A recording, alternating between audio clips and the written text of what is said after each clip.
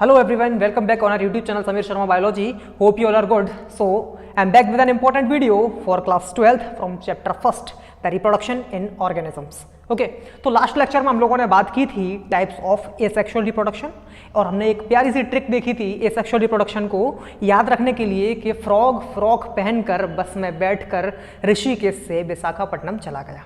Okay तो आप लोगों को उम्मीद करता हूँ यार अच्छी ट्रिक लगी होगी और ये चीज़ आप लोग कभी नहीं भूल सकते टाइप ऑफ एसेक्सुअल रिप्रोडक्शन इस ट्रिक से। और इसके बाद हम लोगों ने एक चीज़ देखी थी फिजन। ओके पहला टाइप जो था फिजन के अंदर हम लोगों ने देखा था भाई कि एक हमने बाइनरी के बारे में जानकारी ले ली थी। ओके और एक था मल्टीपल। ओके इतना हमारा कवर हो गया था और आज इस लेक्चर में हम लोग क्या क्या देखने वाले हैं। इस लेक्चर में हम लोग देखेंगे इसके आगे हम लोगों को मिलेगा एक टर्म स्पोर्युलेशन। ओके हम इसको देखेंगे और इसके बाद सबसे बड़ी चीज हम लोग देखने वाले हैं आज डिफरेंस। और वो डिफरेंस होगा किसके बीच में? फ्रेगमेंटेशन और रीजनरेशन के बीच में। फ्रेगमेंटेशन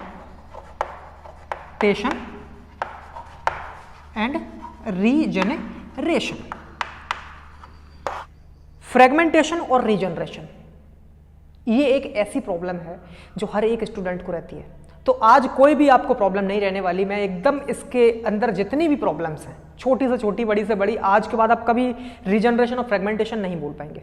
ओके तो आज मैं इसको कराऊंगा। हालांकि मैं आपको बता दूं कि फ्रेगमेंटेशन सबसे पहले जो आपने फिजन पढ़ा था, फिर फ्रेगमेंटेशन, फिर बडिंग, फिर regeneration, spore formation, then vegetative propagation. तो इसके अकॉर्डिंग बडिंग आना चाहिए था और लेकिन मैं कौन सा आपको कराऊंगा जो फिजन के बाद फ्रेगमेंटेशन था, फ्रेगमेंटेशन और रीजनरेशन। मैं बडिंग आपको नेक्स्ट लेक्चर में कराऊंगा जिसमें स्पोर फॉर्मेशन और वेजिटेटिव प्रोपेगेशन साथ में रहेगा। ठीक है तो आपको बडिंग बाद में करा देता हूं, अभी मैं फ्रेगमेंटेशन और रीजनरेशन पहले करा दूंगा ताकि आप लोगों को एक बार में ये चीज समझ आ जाए। और उससे पहले एक टर्म रहेगा हमारा स्पोर्युलेशन। ओके इस पर हम बात करेंगे। सो हम लोग स्टार्ट करते हैं फटाफट sporulation. Now we are coming on स्पोर्युलेशन।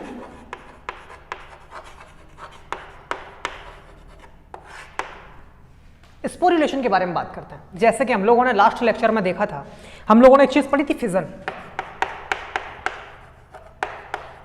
इसके अंदर हमने जो बाइनरी फिजन पढ़ा था बेटा, इसके अंदर हमने एग्जांपल लिया था अमीबा का। ओके और अगर आप लोगों ने लास्ट लेक्चर अब तक नहीं देखा तो पहले उसको देखिए यार, क्योंकि अगर जब तक आप वो नहीं देखेंगे तब तक आप यहां पर देखना आपका यूजलेस रहेगा। ठीक है तो मैं डिस्क्रिप्शन में उसका लिंक दे दूंगा, आप वहां पर जाके फटाफट उसको देखिए। उसके बाद आप यहां देखेंगे तो ज्यादा आपको क्लियर हो पाएगा। ओके अमीबा का ही केस मैं लेता हूं स्पोर्युलेशन के अंदर।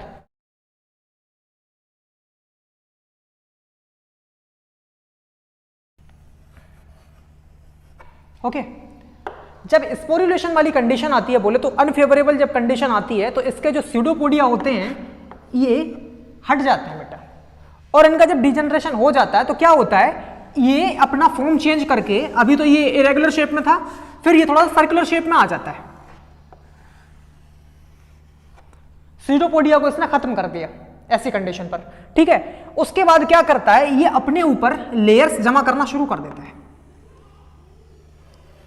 और कम से कम 3 लेयर। और अपने ऊपर कितनी लेयर ले आता है? 3 लेयर लेकर आता है। ओके जब ये 3 लेयर लेके आता है, ध्यान से समझने की कोशिश करना कि इसने क्या किया कि इसने अपने स्यूडोपोडिया को गिरा दिया, हटा दिया। ठीक है और किस शेप में हो गया, ये सर्कुलर शेप में कन्वर्ट हो गया। इसने अपने ऊपर 3 लेयर बना दी। लेयर बोले तो लेयर का दूसरा नाम जो होता है बेटा, इसको हम सिस्ट के नाम से भी जानते हैं। व्हाट? Cyst, CYST। ओके अभी क्या हुआ, इसने अपने ऊपर लेयर चढ़ाई है, फिर सिस्ट बनाकर तैयार कर दी कितनी? 3। ठीक है इस कंडीशन को हम किस नाम से जानते हैं? एंसिस्टेशन के नाम से जानते हैं। एंसिस्टेशन। ओके और ये जो अमीबा होता है अपने जैसे ढेर सारे अमीबा को क्या करता है, अंदर ही अंदर बनाकर तैयार कर लेता है स्पोर्स के फॉर्म में।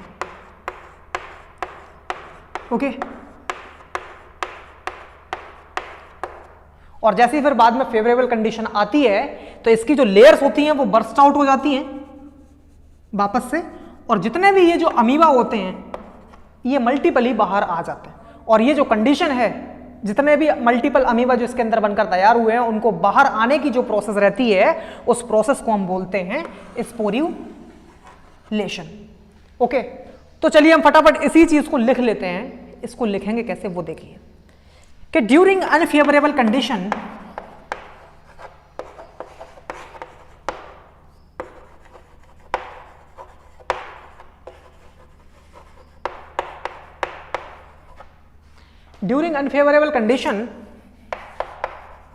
amoeba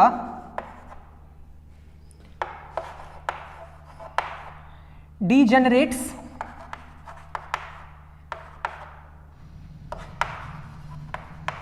their pseudopodia and cover their body surface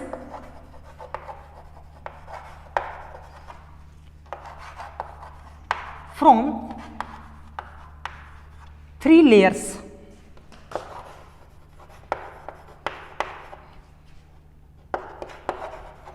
This is called encystation. Okay, तो बेटा मैंने क्या लिखा है, आपको दिख रहा है बेटा? मैंने लिखा है कि during unfavourable condition amoeba degenerates there, मैंने बेटा यहां पर अमीबा का अमीबे कर दिया, नहीं प्लूरल कर दिया है। ओके, कि अमीबे डीजेनरेट्स देयर सीडोपोडिया, तो अपने सीडोपोडिया को क्या करते हैं, डीजेनरेट करते हैं, यानी कि अपना जो फॉर्म था इनका इरेगुलर, उससे कैसे हो गए बेटा, अभी सर्कुलर फॉर्म में हो गए। उसके बाद क्या करते हैं, and cover their body surface from 3 layers. Layers का मतलब सिस्ट, एक ही बात है, ठीक है, कि दिस इज कॉल्ड एंसेस्टेशन। तो ये जो प्रोसेस हुई इसको तो बोल दिया encystation. And on returning of favourable condition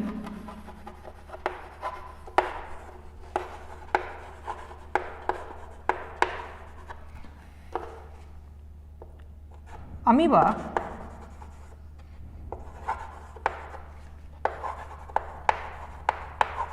divided by multiple fission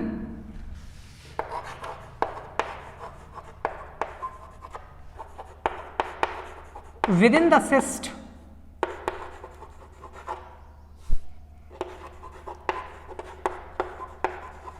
and produce many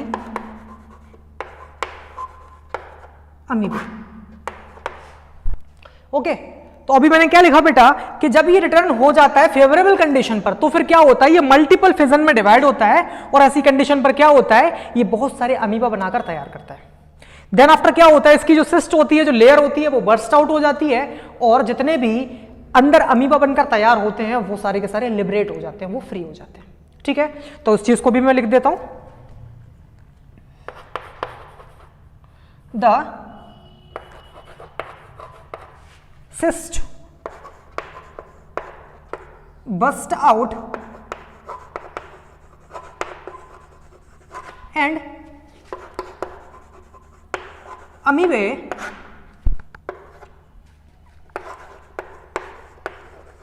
liberated। This whole phenomena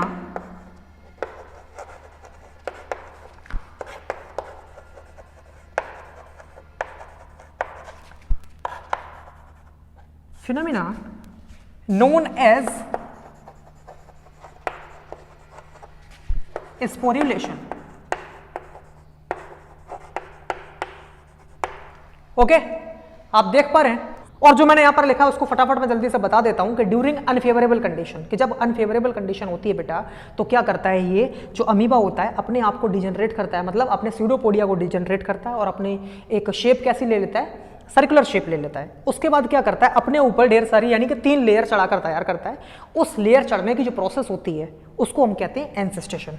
okay, और जब वापस से अपनी फेवरेबल कंडीशन पर आता है, ये क्या करता है, मल्टीपल फिजन में डिवाइड होता है, और जितने भी इसके अंदर अमीबा होते हैं उनको प्रोड्यूस करके तैयार करता है, और बाद में क्या होता है, इनकी लेयर जो होती है वो बस्ट आउट हो जाती है, वो चटक जाती है, वो टूट जाती है। उसके बाद जितने भी अमीबा होते हैं वो लिबरेट हो जाते हैं, वो फ्री हो जाते हैं। तो ये जो पूरी की पूरी प्रोसेस थी, इस फिनोमेना को हमने किस नाम से जाना था बेटा, इसको हमने बोला स्पोरुलेशन के नाम से। ठीक है, तो आई होप आप लोगों को स्पोरुलेशन क्लियर हो गया होगा। अब हम फटाफट चलते हैं जो डिफरेंस है एक रीजनरेशन और फ्रेगमेंटेशन का, उसको समझते हैं, उसमें बहुत ज़्यादा मज़ा आने वाला है और एकदम ज़बरदस्त चीज़ होने वाली है। Now we are talking about differences between fragmentation and regeneration. बेटा ये सबसे बड़ी एक प्रॉब्लम रहती है फ्रेगमेंटेशन और रीजनरेशन की समझने के लिए, तो आज हम बिल्कुल इसको क्लियर कर देते हैं कि फ्रेगमेंटेशन एक ऐसी प्रोसेस जिसमें क्या होता है, एक ऑर्गेनिज्म अगर है कोई जो अपने आप को रिप्रोड्यूस करने के लिए अपने आप को टुकड़ों में तोड़ता है, यानी कि पीसेस में अपने आप को डिवाइड करेगा, और उसके जो एक एक जो पीस होते हैं उनके अंदर ये टेंडेंसी होती है कि वो अपने जैसा एक पूरा का पूरा इंडिविजुअल या फिर अपने जैसा पूरा का पूरा एक ऑर्गेनिज्म उस एक छोटे से टुकड़े से बनाकर तैयार करते हैं। चलिए मैं आपको दिखाता हूँ। स्पायरोगायरा, मान लीजिए ये स्पायरोगायरा है, ओके। ये क्या करेगा, अपने आप को छोटे छोटे पीसेस में ब्रेक करेगा, और इसका जो एक पीस ये है या फिर ये जो पीस एक है या ये जो पीस है, इसके अंदर ये टेंडेंसी होगी कि ये पूरा का पूरा एक दोबारा से पूरा का पूरा एक स्पायरोगायरा बनाकर तैयार कर लेगा। अगर इसको हम बोले तो फिर क्या कहेंगे, fragmentation is a type of asexual type of reproduction in which organism divide itself for reproducing their young ones. It divides their body into pieces and each piece has a tendency to make itself a complete organism. Okay कि fragmentation एक ऐसा process जिसमें क्या होगा कि अगर इसका एक टुकड़ा है कोई पूरे एक ऑर्गेनिज्म का, उसके अंदर ये टेंडेंसी का पूरा एक नया ऑर्गेनिज्म दोबारा से बना सके। इस टाइप के रिप्रोडक्शन को या फिर इस टाइप के एसेक्सुअल रिप्रोडक्शन को हम फ्रेगमेंटेशन कहते हैं। अच्छा, वहीं दूसरी ओर रीजनरेशन देखते हैं। रीजनरेशन में बेटा क्या होता है कि इसमें कुछ ऐसे ऑर्गेनिजम्स होते हैं, उनके अंदर खास टाइप के कुछ सेल्स प्रेजेंट होते हैं, उनको हम स्टेम सेल्स के नाम से जानते हैं। बेटा कौन से sales?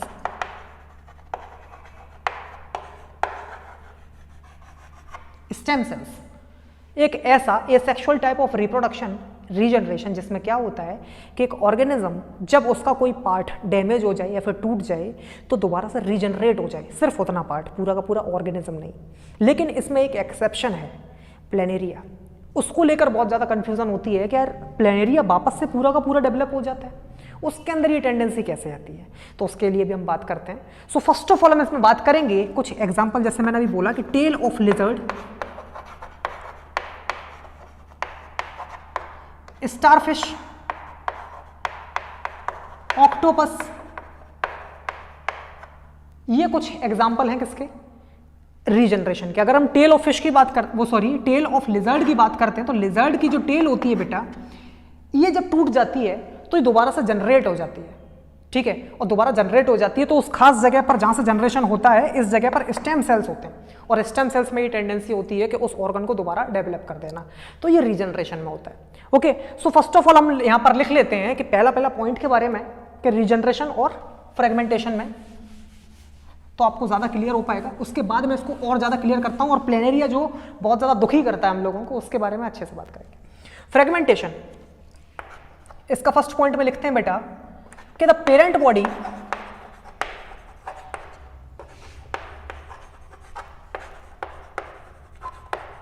breaks into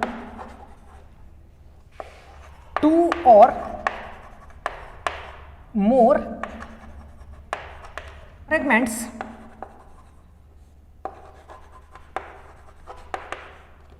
and each fragment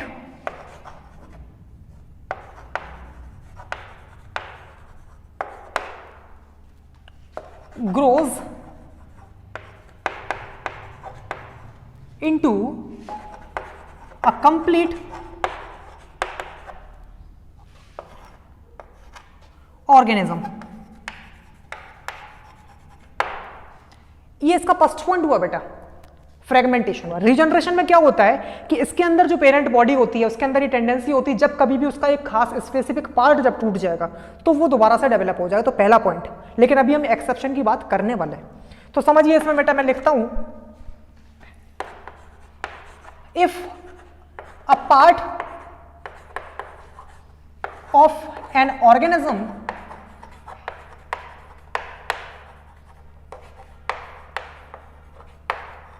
breaks from parent body is repaired और रीजेनरेट्स। यहां पर बेटा मैंने क्या लिखा कि अगर कोई पार्ट है किसी ऑर्गेनिज्म का, अगर वो टूट जाता है, स्पेसिफिक पार्ट किसी पेरेंट बॉडी से, ऐसी कंडीशन पर वो होता है तो रिपेयर हो जाता है, फिर दोबारा से रीजनरेट हो जाता है। तो ये बात हुई रीजनरेशन के बीच की। ओके, और फ्रेगमेंटेशन के अंदर बेटा कोई भी टाइप के स्पेशल सेल्स नहीं होते, ठीक है, लेकिन रीजनरेशन में होते हैं। मैंने अभी थोड़ी देर पहले आपको बताया था स्टेम सेल्स। तो हम यहां पर लिख लेते हैं, इस पार्ट में लिखते हैं कि there are no special cells occur, और यहां पर क्या होता है बेटा कि स्पेशल सेल्स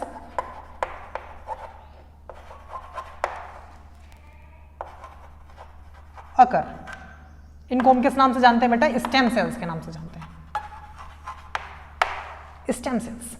ओके, तो ये बहुत बड़े दो डिफरेंसेस हो गए। अब हम बात करते हैं जो एक खास चीज है प्लेनेरिया, उसके बारे में।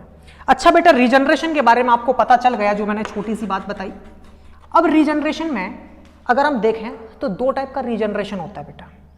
एक होता है मॉर्फोलैक्सिस टाइप,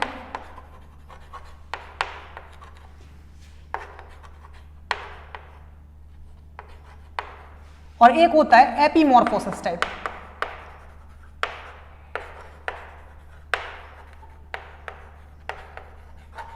एपीमॉर्फोसिस टाइप, ये शायद आपने फर्स्ट टाइम पढ़ा होगा, मॉर्फोलैक्सिस और एपीमॉर्फोसिस। मॉर्फोलैक्सिस बेटा जो है, इसको हम ट्रू रीजनरेशन के नाम से भी जानते हैं। ओके, तो आई होप आप लोगों को ये दो पॉइंट समझ में आ गए होंगे। फटाफट आप इसको नोट कीजिए, क्योंकि मैं इसको रफ करने वाला हूं और प्रॉपर तरीके से मॉर्फोलैक्सिस और एपीमॉर्फोसिस आपको समझाने वाला हूं। ओके, तो इसको मैं साइड में हो जाता हूं, फटाफट नोट कीजिए, पॉज कर लीजिए वीडियो को। मॉर्फोलैक्सिस और एपीमॉर्फोसिस शुरू करने से पहले मैं एक चीज आपको और बताना चाहूंगा कि ये जो फ्रेगमेंटेशन बेटा होता है, ये सिंपल ऑर्गेनिजम्स में होता है कि इट अकर्स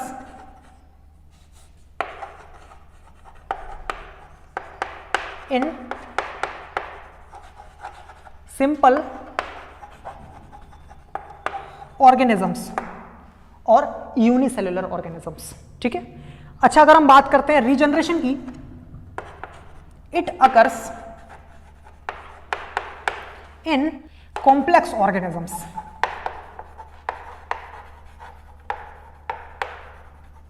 इस चीज का ध्यान रखना बेटा कि ये जो फ्रेगमेंटेशन होता है ये कैसे सिंपल ऑर्गेनिजम्स में होता है, और ये जो कॉम्प्लेक्स ऑर्गेनिजम्स में कौन होता है? रीजनरेशन। अब हम बात करते हैं मॉर्फोलैक्सिस और एपीमॉर्फोसिस की। चलिए, तो इसके दो टाइप बेटा मैंने एक लिख दिया मॉर्फोलैक्सिस, इसको हम ट्रू रीजनरेशन के नाम से भी जानते हैं।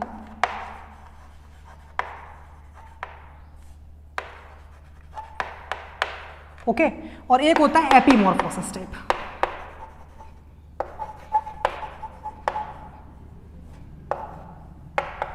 मॉर्फोलैक्सिस टाइप जो है, या फिर जो ट्रू रीजनरेशन है, ये एक स्पेशल टाइप का रीजनरेशन होता है, जिसमें क्या होता है कि एक कंप्लीट बॉडी फॉर्मेशन होता है, जैसे कि फ्रेगमेंटेशन में होता है, सिंपल। ओके, जिसका एक खास एग्जांपल जस्ट मैंने अभी बताया आपको, एग्जांपल प्लेनेरिया। बेटा प्लेनेरिया हालांकि कहने के लिए एक सिंपल ऑर्गेनिज्म होता है, हालांकि कॉम्प्लेक्स ही है, दिखने में सिंपल होता है, लेकिन इसके अंदर सारी की सारी ऑर्गन्स पाए जाते हैं। हालांकि वेल डिफाइंड नहीं होते, लेकिन होते सारे के सारे, जैसे कि डाइजेस्टिव सिस्टम हुआ, सर्कुलेटरी सिस्टम हुआ, ये सब पाए जाते हैं।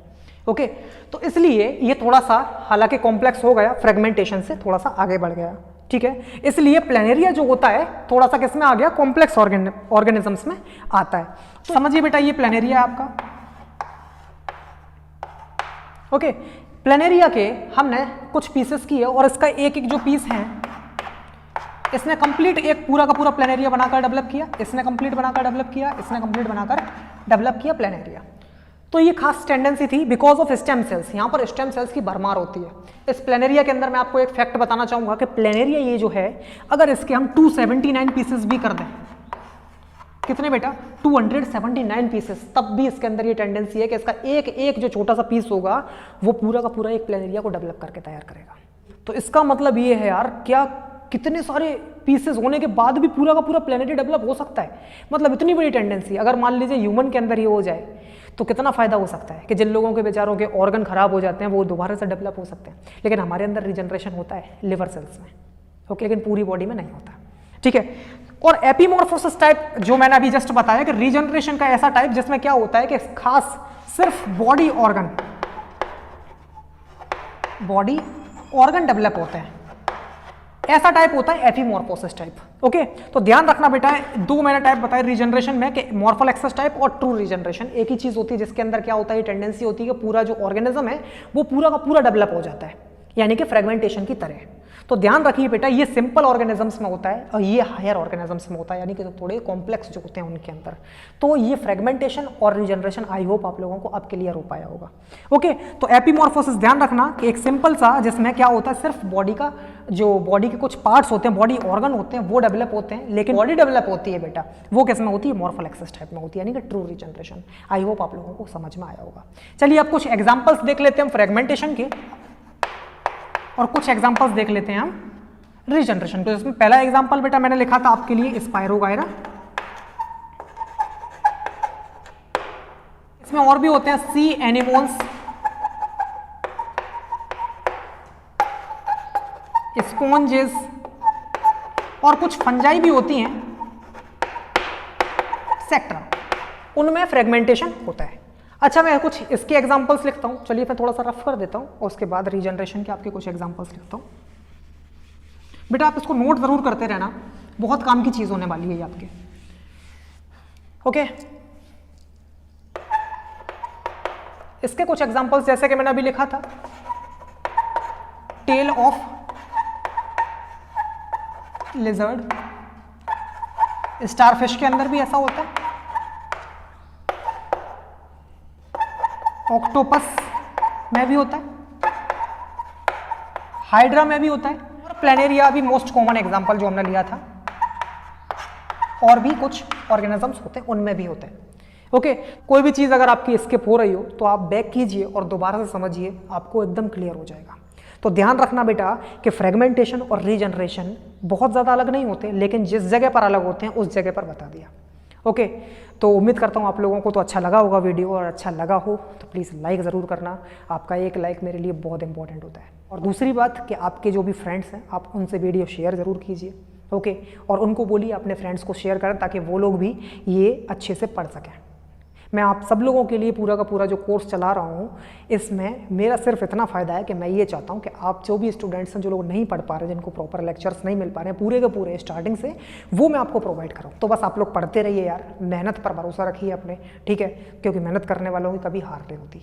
और लास्ट में बोलना चाहूँगा कि आप लोगों ने अगर चैनल को सब्सक्राइब अब तक नहीं किया तो प्लीज़ उसको फटाफट कर लीजिए, और फटाफट अगले लेक्चर में हम लोग मिलते हैं वेजिटेटिव प्रोपेगेशन, और हमारा जो बडिंग छूटा हुआ है और हमारा स्पोर फॉर्मेशन जो छूटा हुआ है उसको हम फटाफट कंप्लीट करेंगे। सो तब तक के लिए अपना ख्याल रखो यार, अपनी फैमिली का ध्यान रखो, जल्दी से मिलते हैं हम। सो थैंक यू एंड जय हिंद।